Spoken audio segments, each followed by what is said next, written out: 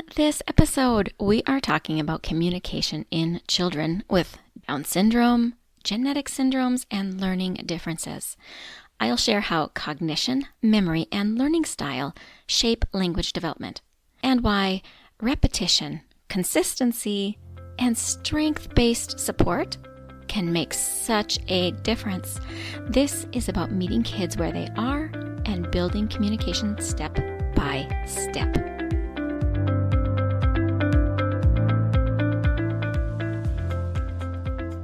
Does your child have a speech-language delay and you really want them to talk? Do difficult behaviors derail home life and you know the frustration is a communication struggle?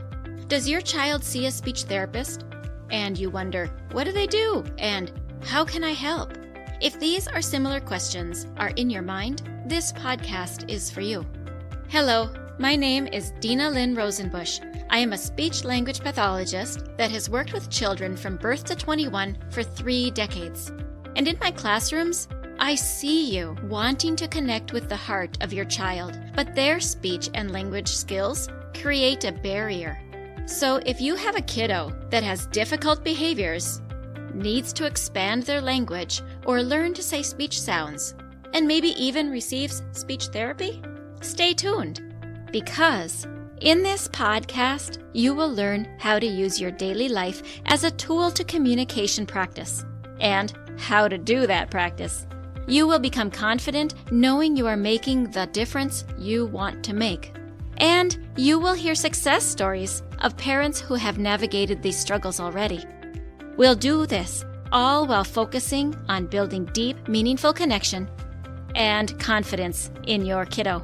So grab a cup of coffee along with a notebook and pen. It's time to speak in the way your child's brain understands. And that is the language of play.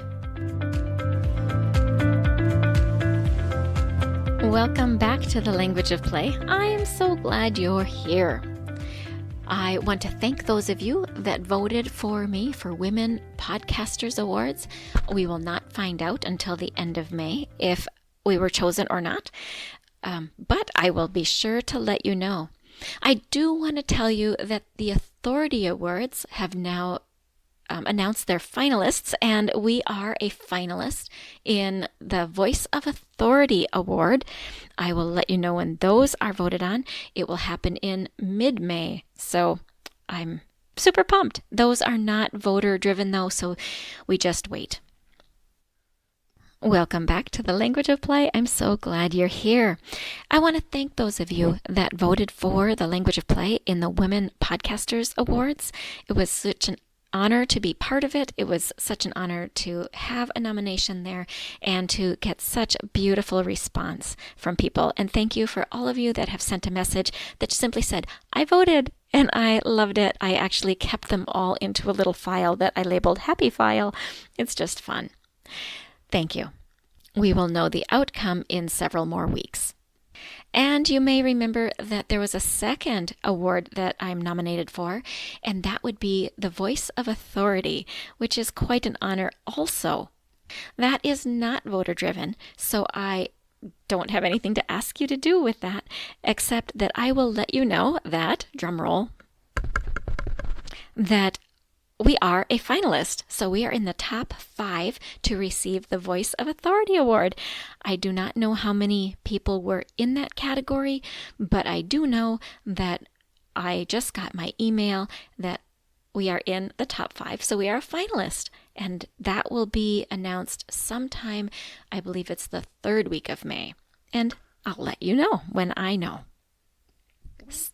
Several of you have been talking to me about the idea of starting a group membership, a lower cost way to get access to me and have it in a group format.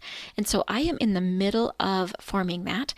Of course, for me, the tech pieces are always the parts that I need help with, and as I'm getting those kind of things figured out, I would love it if you would email me and say group or membership or I'm interested, something like that, and I will add you to that waiting list. And then when the details are all figured out, I will invite you, and you can decide at that point if it will be a fit or not. But in the meantime, go ahead and email me at hello@thelanguageofplay.com, or go to my website and you can go to the services and you will find the Language of Play circle. When you scroll down, there's a button there that says join the waitlist too. And that way, when the details are ready, I will be sending you the invitation. My goal is to have it up and running by June 1st. So it is definitely time to pop your name on that email list. And hopefully it works for you. Now, things happen sometimes not as we expect. I know some of you are noticing that I am 2 days late on putting this up. I'm sorry. I stalled thinking I was going to get back to my home where I have my home office and studio.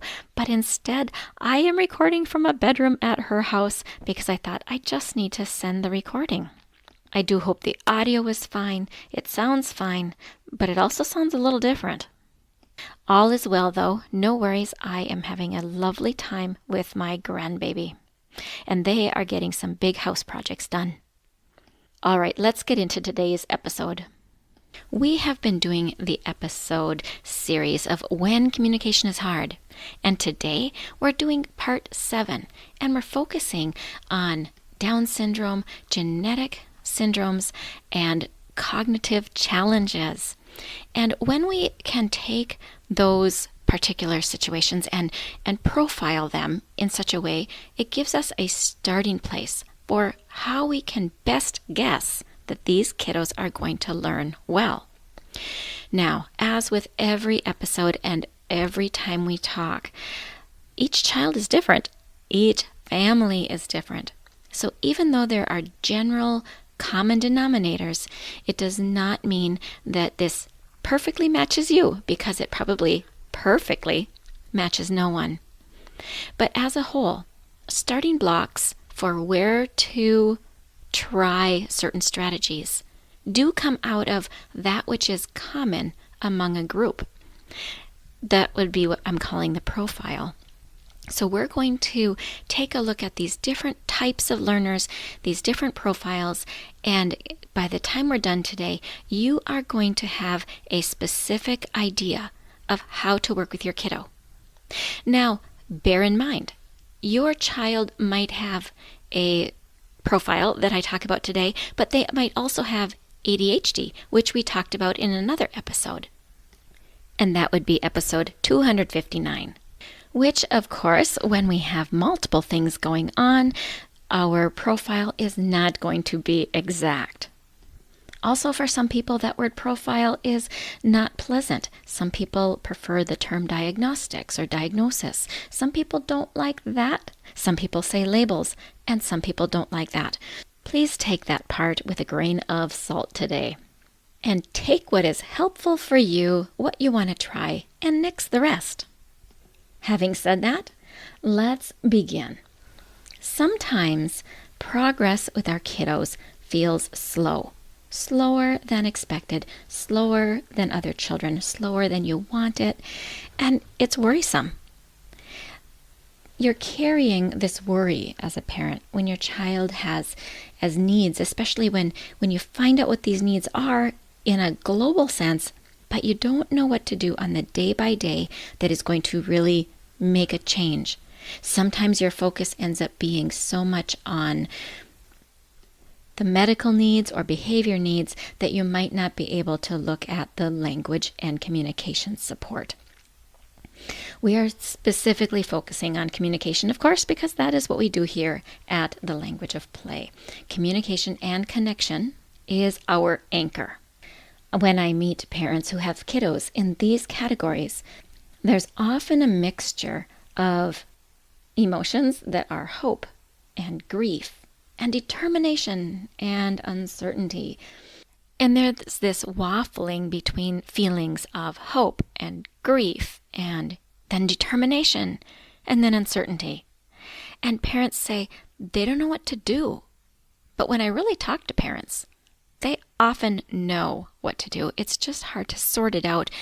When emotions are going left and right, they get mixed information because one moment you're focusing on behavior, the next moment you might be focusing on medical stuff, and the next moment you're focusing again on language. So the I don't know often means a variety of things. But let's consider language so you do know what to do when language is what you're focused on. For kiddos in these profiles, what the central idea is that language grows best through slow, intentional, and small layers. And these layers need to be meaningful, and that means tied to real life. Notice that slower does not mean less potential. Slower simply means a different path forward, a repeated path forward, but potential remains.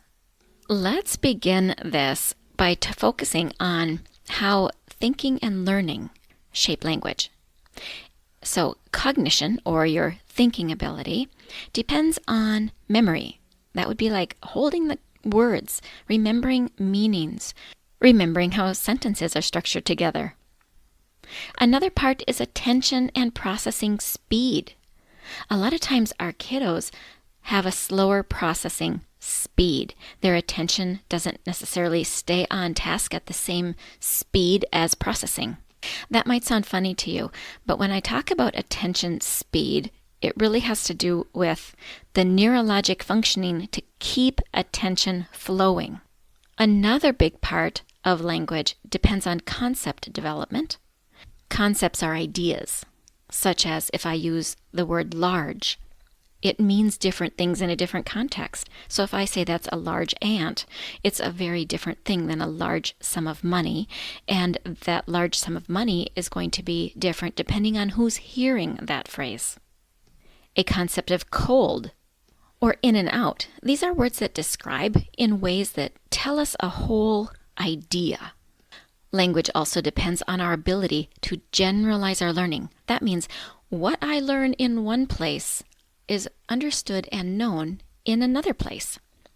An example might be something you've all experienced, which is when you have a toddler and you teach them in one room something, they seem to know it, and you simply go to another room and you need to learn all over again. Then you go outside and they don't seem to know it because for them, it's different. They don't actually know for sure what they learn in one room means something in another room.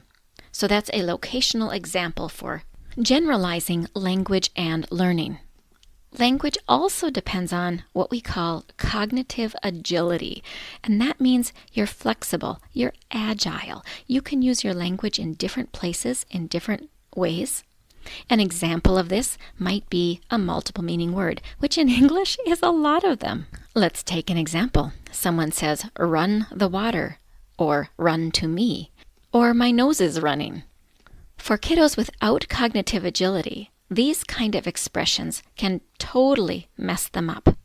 And in that confusion of language and communication, we can see frustration and behaviors that really stem out of not knowing or confusion. And nobody likes feeling confused.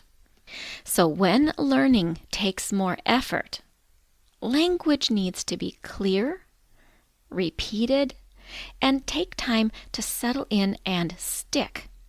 So now let's take a peek at each profile, and remembering that every child is different and no profile fits perfectly, but also understanding that cognitive and learning profiles affect language, and those give us guidelines on the strategies that are likely to work best. It gives you a solid starting block. So let's look at our kiddos with Down syndrome. A strength in our kiddos with Down syndrome is often their interest in social interaction. They love social connection, and they often learn visually. This is typical and common. So if we know this about our kiddos, we are going to lean into that strength and see if we can use the social piece and the visual piece to help them learn. The common challenges among this group is with memory, sentence structure, and speech clarity. And that means we need to grow the language using repetition and meaningful interaction, while we also give visual supports, whether we're teaching speech sounds, sentence structure, or something else.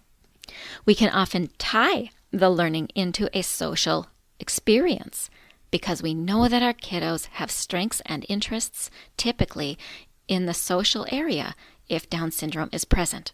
So use it for their advantage and yours.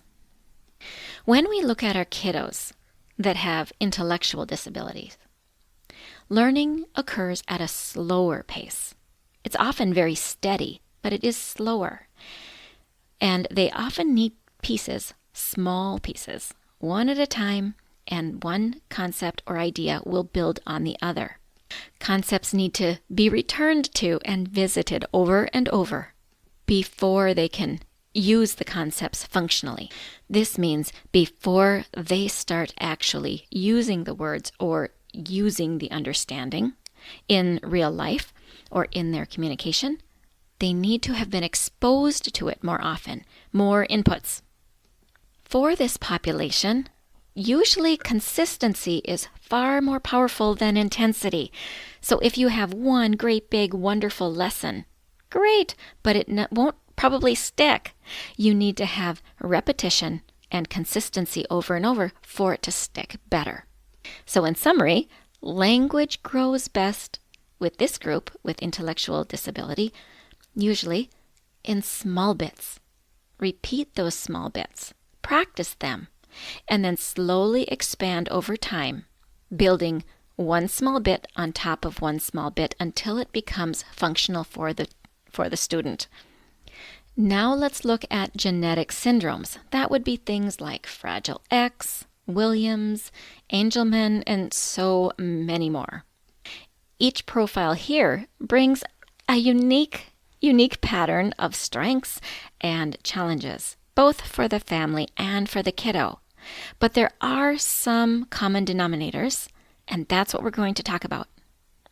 One of those common denominators is that language skills usually grow unevenly. So you might see clear strengths in one area, while there are parts missing that you wouldn't expect, where they're weak, where you think, how could they be weak here when they're so strong over there? It begins to be puzzling for you because the gaps don't seem to make sense. So high strengths and low strengths is where the language grows unevenly. In that setting, tailored support really helps language become usable in daily life. So this is where you're going to talk with your speech therapist, your teacher who's working with your child, consult other professionals in the disability that your child has, and see how can I find their strengths, and once you do, maximize on them. And then when you see their weakness, try to take that strength and bring the weakness to it. Here's an example of that. Let's say your child, I think I used this example in a different episode. Let's say your child likes maps or water or sharks. If you can do math with maps or water or sharks, it might connect better because you're taking the strength and putting it with the difficulty. If you're trying to teach concept words, let's say your child is young and you're trying to teach, I'll just take an easy one for example's sake, in, out, on, off. If you teach these particular concepts that you're trying to teach them in the bathtub or in the swimming pool, you are then tying something that they love and enjoy and are interested in to the language that you are trying to teach. So in as much as you can take their strengths and their interests and tie them to the weak areas, that will help these kiddos, particularly because they have these high and low skills. In summary, with these kiddos, language grows best when we focus on their strengths and their interests while supporting their challenge areas.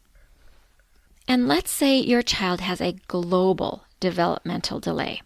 That means maybe they're in a wheelchair because they don't have physical skills. Maybe they have low language, low cognitive, just globally, in all the ways in their world, they are delayed. And if that's the case, the language needs to reflect where they're at developmentally. So if even if your child is 3, 4, 5, but they're operating across the board at 6 months, 12 months, your language needs to be reflective of where they are at.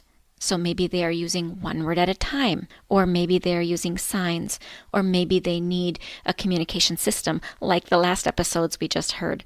A global delay might look like your 7-year-old child is functioning at 2 or 3 years old. And in these cases, we're going to use what they're able to do as our starting blocks for helping them learn the next thing. Because their progress in language growth happens when our expectations match the current reality and the current ability that they have. So it is highly important that we match our expectations to the ability that they show us that they have right now. And then they can anchor in to understand the right now and then move slowly forward. Oftentimes, we advise to stay one step ahead, so we're constantly giving the example that's to be next. But with our kiddos with a global delay, we want to stay exactly where they are so that understanding and communication happens and isn't missed. And they tend to grow in that space only. And if we stay ahead of them, they miss it. There are so many things that I could be talking about when we're going to talk about genetic syndromes like Down syndrome and other syndromes, or if we're going to talk about global delays or learning delays. But I really wanted to give you an understanding of the importance for you to understand how your child learns, to really look at what do you know about how your child learns, so that you can see that as a strength, as a place to begin, to know where they're at, but then use these profiles that I gave you as a place to think, okay, now if this is true of my child, whatever your particular child is dealing with, start here, do it this way. And then, of course, if you have other situations going on too, which most of us do, you have to bring those ideas into and then figure out where your child learns best and then go from there. So I hope this was helpful. And of course, if you have questions and you want to talk about it, you can always email me at hello@thelanguageofplay.com, and I'm happy to have these discussions with you. In addition, when parents hire me for coaching, what we focus on are 4 main areas. We look at the specific skills that your child needs. We look at where your child's brain development is at. And of course, I try my best to use parent language in every way and drop the jargon. We learn how to do daily joyful practice so that it fits in your everyday life and isn't one more thing to do. And then we focus on relationship trust, because sometimes we end up building angst between ourselves and our kids because we're worried. And that worry, of course, comes out of love. And we never mean for that to happen. And yet our kids react and we react, and we can get into a sing-song pattern that we don't like. So we need to also repair that, because that is the glue that makes everything else work. The core principles for this entire series of when communication is hard are these. There are 5. Now, number 1 is lower the pressure. Less demand leads to more communication. That means pressure on you and pressure on them. 2, build success before you worry about accuracy. Number 3, support your whole child, not just the weaknesses that we're trying to improve. Number 4, repetition with meaning matters and is much stronger than just repetition alone. And number 5, parents, you matter more than perfection. What you do every day matters. And when you learn to shape it, you end up having more impact. I come back to these same ideas because these ideas work, not just for kids with simple issues, but for kids whose communication feels hard in any way. Thank you for joining me today, and I would love to hear back from you and let me know what you think about today's episode. Hey parents, I hope you found this episode helpful. If so, would you please take 30 seconds and share it with a friend who also lives or works with children? I would really appreciate it if you would leave a quick review for the show on Apple Podcasts. I read every review, and it lights me up to know that this show is making a difference.